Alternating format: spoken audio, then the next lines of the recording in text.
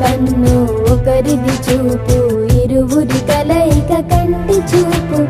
ఒకరిది మాట ఒకరిది భావం, ఇరువురి కదలిక కదిపిన కథ ఇది ప్రేమ.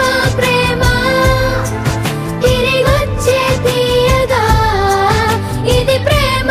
ప్రేమ ఎదురొచ్చే హాయిగా ఇది మనసుని తడిపిన క్షణము కదా.